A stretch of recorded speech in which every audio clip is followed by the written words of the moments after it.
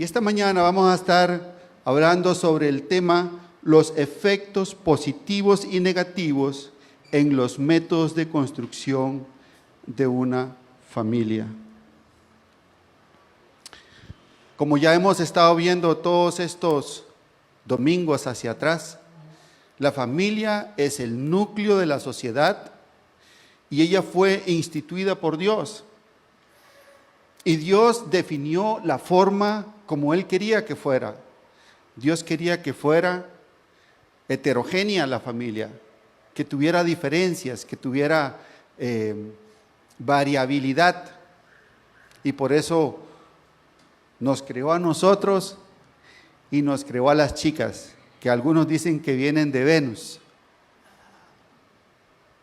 Pero no, venimos de la mano del Señor. Él estableció un propósito y su propósito era que creciera, que multiplicara, que administrara, que fueran felices, que produjeran. Esa fue la intención de Dios. Se lo dijo a Adán cuando lo colocó ahí en el Edén. Pero no se mantuvo así por mucho tiempo. Y al poquito tiempo comenzaron los problemas, al punto que llegaron a hartar a Dios, el hombre. Lo hartó y tuvo que derramar un juicio. Y después de ese juicio, dejó otra familia. Y le prometió lo mismo. Después que terminó todo el juicio de Dios, Dios prometió exactamente lo mismo a Noé. Y a pesar de que el hombre había fallado, el propósito de Dios para la familia se mantenía igual. Y otra vez se vino el problema. Y llegó hasta Abraham. Y cuando llegó a Abraham, otra vez Dios volvió a ratificar su propósito con la familia. Te bendeciré, tú vas a ser bendición para todas las familias de la tierra, etcétera, etcétera, etcétera, que nosotros hemos estudiado a través de la historia. Pero Satanás también tiene sus manos metidas y lo hizo desde el puro principio en Adán. Y lo volvió a hacer otra vez en Noé. Y lo volvió a hacer otra vez en Israel. Y todavía hoy lo sigue haciendo. Y él utiliza un método que es borrar la línea que separa lo bueno y lo malo. Y entonces cuando ya no sabemos dónde está el límite entre lo bueno y lo malo, podemos caminar sobre las brasas y obviamente nos vamos a quemar. Esa es su principal estrategia. Quiero que veamos algunos datos para que nosotros tengamos contexto esta semana de lo que pasa en nuestro país hoy. En 2016 se celebraron 30,000 matrimonios. Aproximadamente en ese tiempo éramos 4,800,000 personas. En 2020 solo se celebraron 12,795. Menos de la mitad.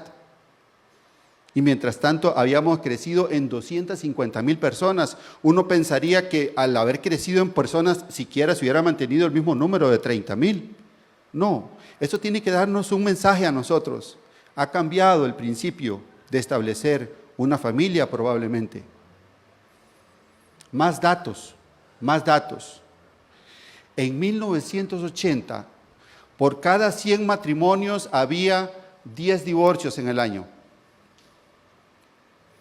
En 1990 eran 15 por cada 100. En 2015 eran 45 divorcios por cada 100 matrimonios. En 2023, 53 divorcios por cada 100 matrimonios, más de la mitad. Y entonces eso se disemina entre la población, entre la sociedad. Y entonces los jóvenes comienzan a ver que el divorcio es normal. Y entonces ya comienzan a dejar de creer en ese principio que Dios estableció. Esta mañana vamos a estar viendo 2 ejemplos y vamos a tratar de correr en este espacio que tenemos tan corto, pero yo quiero que nos concentremos en estos minutos que tenemos para seguir y qué podemos hacer nosotros ante esta realidad. todo constructor de familia debe saber que existen efectos positivos y negativos en los métodos de construcción de la familia. Esta mañana vamos a estar viendo la historia de dos ejemplos que se encuentran en el libro de Samuel, capítulos 1, 2 y 3. Primeramente, vamos a ver los métodos que producen efectos negativos. Y para eso vamos a estar viendo el caso de Elí. Y yo estoy seguro que la mayoría de nosotros podemos saber quién era Elí. Elí era el penúltimo juez del tiempo de Israel. Sabemos que Israel pasó por el tiempo de la conformación como pueblo en Egipto, después el tiempo de la peregrinación en el desierto, el tiempo de la conquista y el tiempo del establecimiento en Israel, donde aparecieron los jueces. Y este era el penúltimo juez de Israel.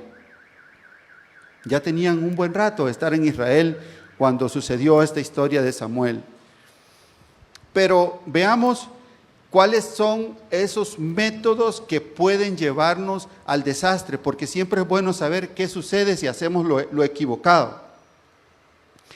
Y dice el libro de Samuel, capítulo 2, versículo 12, si lo busca en su Biblia, dice: los hijos de Elí, vamos a usar la versión Reina Valera, eran hombres impíos y no tenían conocimiento de Jehová. Ahora, les presentaba, porque quería presentar a cada personaje de estos dos que vamos a estar viendo hoy, que Elí era una persona que tenía acceso al conocimiento de la palabra, era nada más y nada menos que el sacerdote. Hoy, en nuestros días, cada uno de nosotros puede escoger todas las formas de tener la palabra de Dios a su alcance. Podemos usar la computadora, el teléfono, la tablet, etc. Hay una gran cantidad. Pero en el tiempo de ellos, tener la palabra de Dios era todo un privilegio. Primero, para comenzar, poder leer y escribir en ese tiempo era para unos poquitos nada más. Bueno, Elí tenía ese privilegio. Él tenía la Torá, tenía toda la instrucción y además de eso su familia, que era de la familia de Elí, había sido escogida para que ministrara al pueblo de Israel. Sin embargo, dice que Elí no instruía la ley de Jehová. Pero ¿qué dice Deuteronomios capítulos 6, del 6 al 8? Dice: y estas palabras, vamos a tratar de ir un poco rápido porque nos queda tan poco tiempo. Y estas palabras que yo te mando hoy estarán sobre tu corazón y las repetirás a tus hijos y hablarás de ellas estando en tu casa y andando por el camino y al acostarte y cuando te levantes. Y las atarás como señal en tu mano y estarán como frontales entre tus ojos.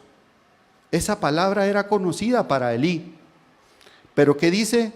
Que los hijos de Elí eran impíos y no tenían conocimiento de Jehová. Es decir, él ignoró esa instrucción. Ahora, ¿qué dice la palabra de Dios acerca del mandamiento de Jehová? Dice el libro de Proverbios capítulo 6, versículo 23, porque el mandamiento es lámpara. Es decir, Elí estaba dejando a su familia en oscuridad, ¿sí? Y la enseñanza es luz. Dice, y camino de vida las reprensiones que te instruyen. El Señor Jesús lo dijo en otras palabras, porque mis palabras, dice, son espíritu y son vida, en el Nuevo Testamento. Pero es el mismo mensaje que teníamos desde Deuteronomio.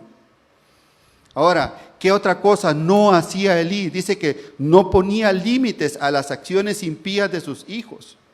Veamos lo que dice Samuel capítulo 3, versículo 13. Dice, y le mostraré que yo juzgaré su casa para siempre por la iniquidad que él sabe, porque sus hijos han blasfemado a Dios y él no los ha estorbado. Cualquiera que se apunta en el proyecto de construcción de una familia adquiere una responsabilidad. Todos nosotros en algún momento vamos a estar enfrentados a esa responsabilidad. ¿Y qué hacían los hijos de Elí? Eran también sacerdotes, pero dice que despreciaban lo santo, número 1. Número 2, abusaban de su poder. Dice que enviaban al criado. Hay que leer el pasaje del capítulo 1 al 3 para seguir esta historia, pero dice que mandaban al criado para que agarraran la grosura de las ofrendas de Israel. Hacían barbaridad y media con los rituales establecidos en el libro de Levíticos, porque no tenían conocimiento de Jehová. Y para terminar de acabarla, aunque suena redundante, dice que eran inmorales.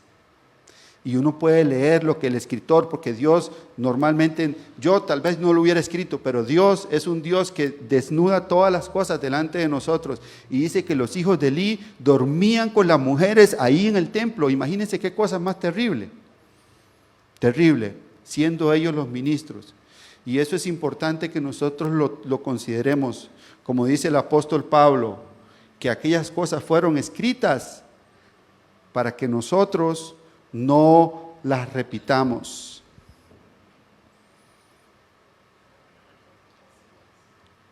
¿Qué otra cosa hacía Elí?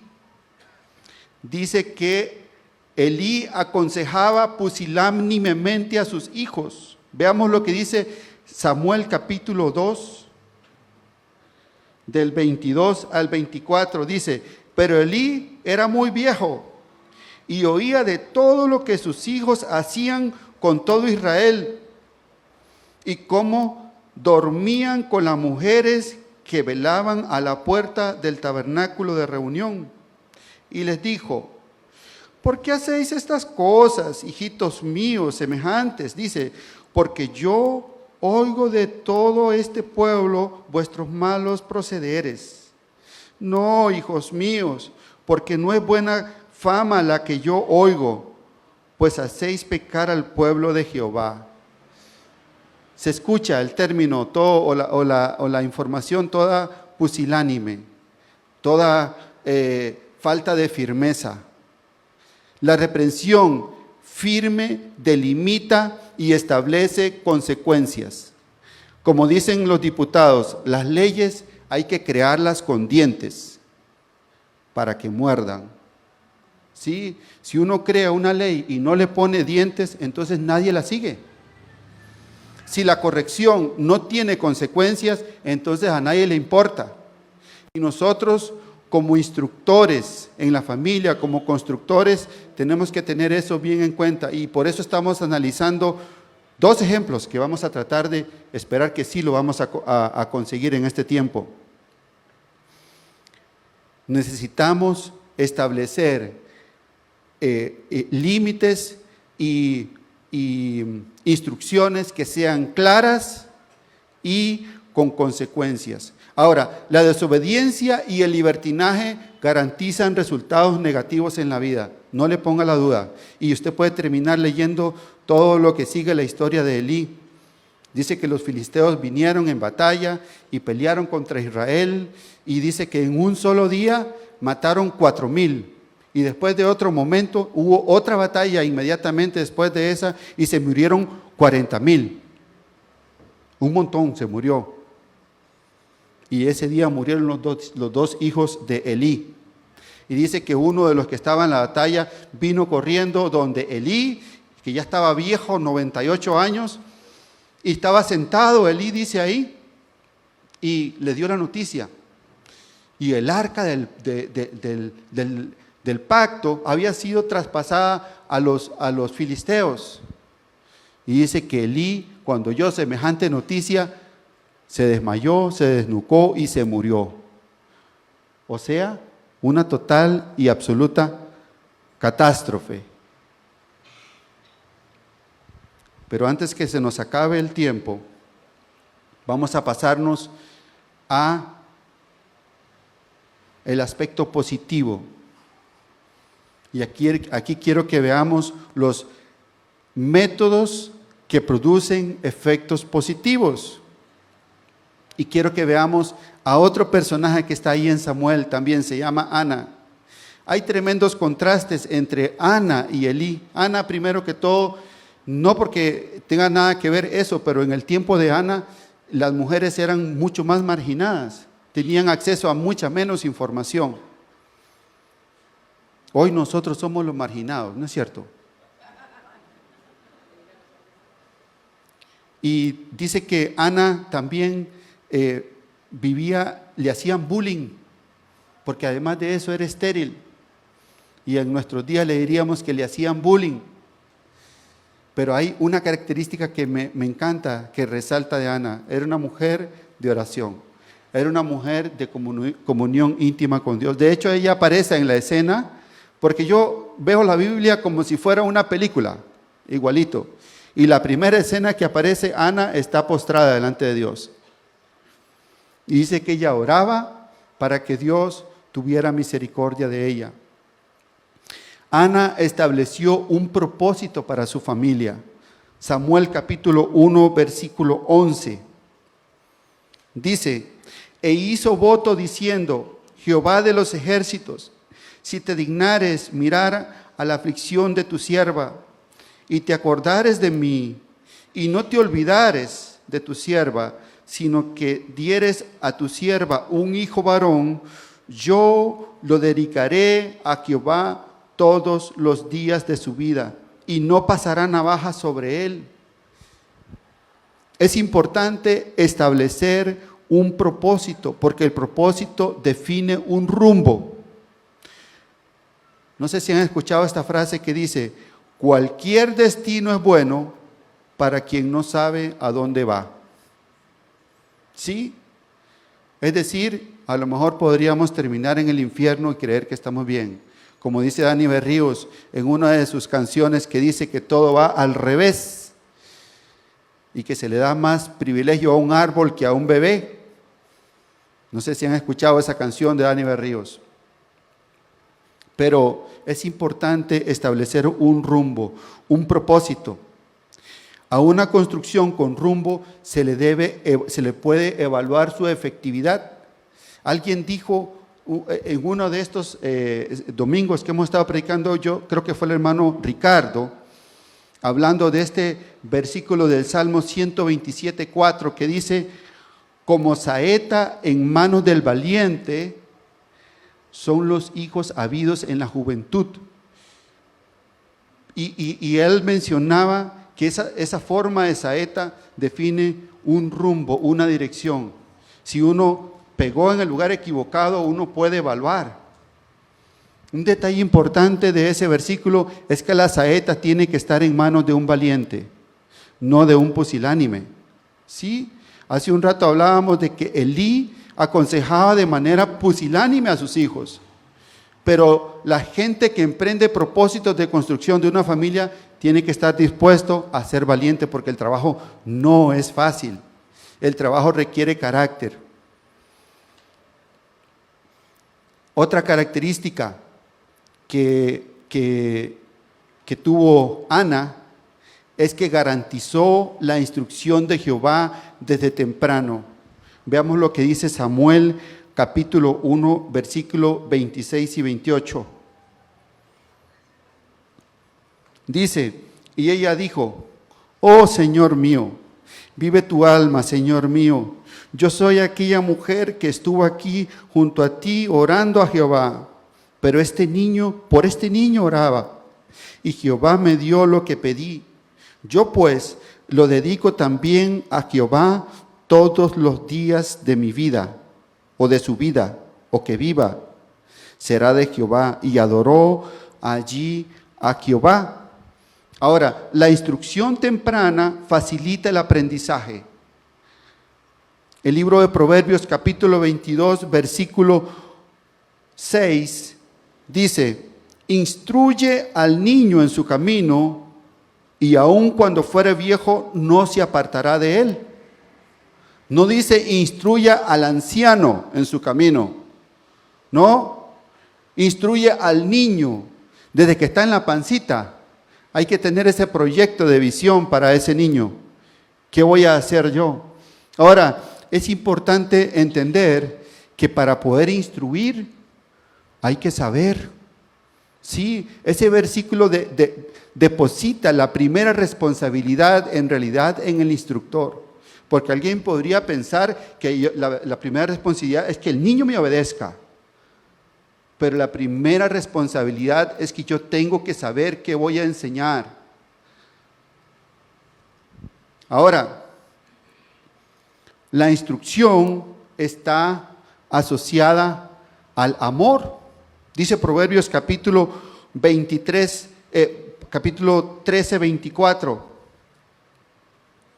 Dice, el que detiene el castigo a su hijo aborrece, mas el que lo ama desde temprano lo corrige. ¿Sí? No se espera hasta que ya tiene demasiada fuerza y es complicado ya. Hay que trabajar desde temprano en ese proceso de formación. Ahora, es importante dos palabras que me gustaría que queden grabadas en nosotros: modelar y moldear. ¿Qué es modelo? Cuando nosotros nos convertimos en padres, tenemos la principal responsabilidad de saber que somos ese ejemplo a seguir. Entonces, si yo quiero disciplina, yo tengo que ser disciplinado. Si yo quiero visión, yo tengo que ser visionario. Si yo quiero trabajo, yo tengo que ser trabajador. Si yo quiero cualquier característica que necesito enseñar, yo primeramente tengo que ser el ejemplo de eso. Eso se llama modelar. Me encanta la visión de Ana. Ana continuamente está de rodillas orando. Sí, era una salmista, se escribió tremendo himno que me encanta a mí esa canción que dice, ¿cómo dice la canción de Ana? Mi corazón se regocija en Jehová. Preciosísimo. Sí, era una salmista Ana. Y nuestros hijos tienen que ver en nosotros ese modelo de vida. Y luego viene la parte de moldear. Pero moldear es como agarrar con las manos. Y le voy a decir una triste verdad. Nosotros no podemos cambiar a nadie. El único que cambia es Dios. ¿Sí? Por eso es que el apóstol Pablo escribe a los romanos y le dice, renovaos en el espíritu de vuestra mente.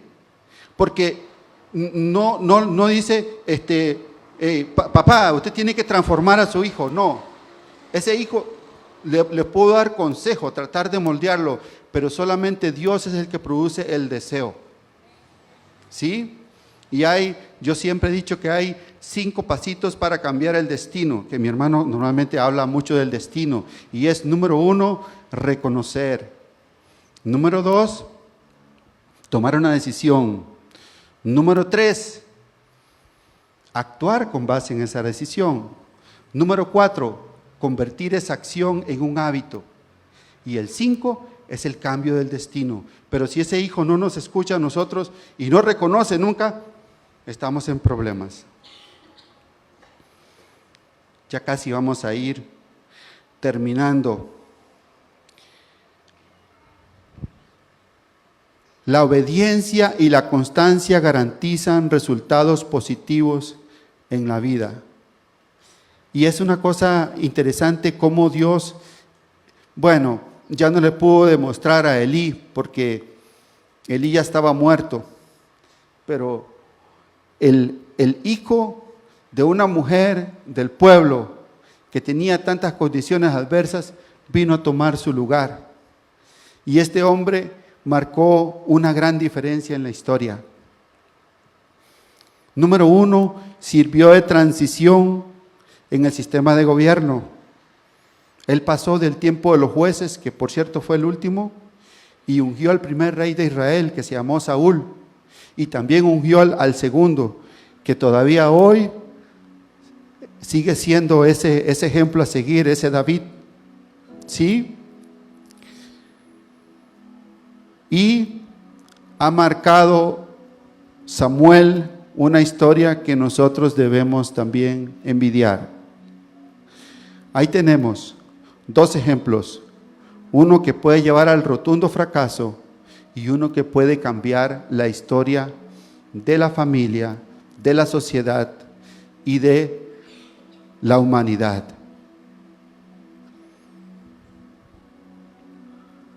Emprender el propósito de construir una familia requiere considerar que hay métodos que son equivocados y métodos que pueden traer tremendos beneficios. Nosotros, cada uno de nosotros, todos los que estamos aquí, somos parte de ese proyecto. Somos hijos, somos padres, o nos vamos a convertir algún día en líderes, y tenemos que estar conscientes de que hay una tarea que cumplir. ¿Qué tanto nosotros vamos a trabajar para transformar nuestra familia? Si ya somos padres, tenemos que modelar, tenemos que moldear. Si somos hijos, debemos escuchar el consejo. Yo quiero que nos pongamos de pie un minuto y digamos: Señor, aquí estoy. Tu palabra me ha confrontado, Señor.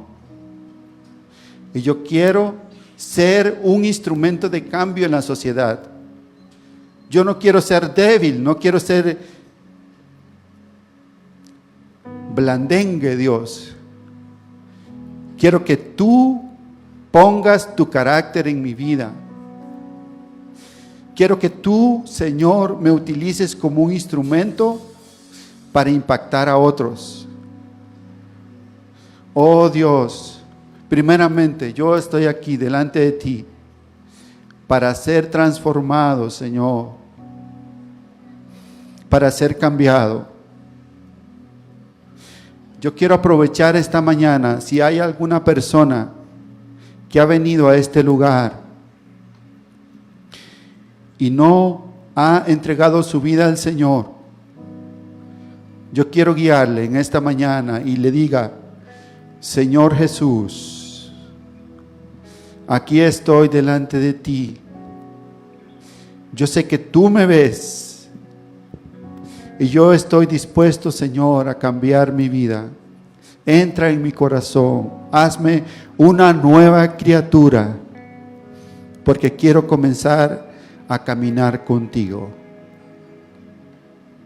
Si alguien ha hecho esa oración en esta tarde ya, puede unirse a nosotros, buscar a nuestros hermanos anfitriones y decirles: yo quiero que me apunten ahí también y quiero ser parte de este pueblo, de este equipo.